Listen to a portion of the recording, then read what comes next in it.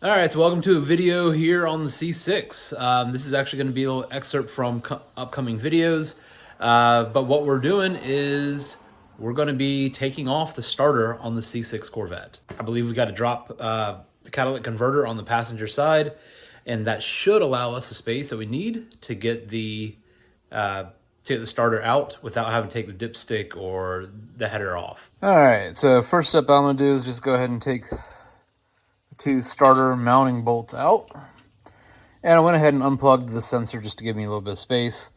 It looks like I should have enough space to drop this down, so I'm just gonna go ahead and drop this catalytic converter section off.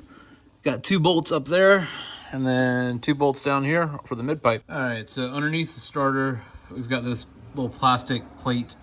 Not sure if it's needed to come off, but it's a single 10 mil, so we're just gonna go ahead and take it down anyways. All right, so intermediate pipe or cat pipe to crossover is undone. Now we've got these two up there, and because they look nice and rusty, I am 100% going to hit them with a little bit of PB. All right, so got these bolts broken loose. I'm gonna go ahead and run them all the way off, and this cat will come clean off and give me a whole bunch of space. I already have removed both nuts from the starter solenoid, so soon just pull the harness off and that one connector up there, and we'll come back and take the starter out. All right, so I did end up having to disconnect both sides of these, and then that spring clamp down there by my foot, I loosened those up just to get this pipe to be able to angle a little bit more, and that allowed me to get this cat out of the way. Now I've got all the space in the world to get in here and do stuff. So let's go ahead and get those two connector, or that one connector, and then those two ring terminals off.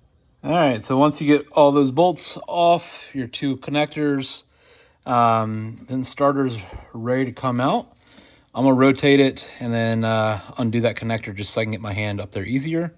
But yeah, the whole starter's gonna come out. So if you're just doing the starter, now's the time where you put your new one back in. Go ahead and hit your connector back to the starter solenoid, your top two wires. All right, so for my case, since I'm doing the damper, this little bracket, it's gonna go up just like this, and it's going to hold that flywheel.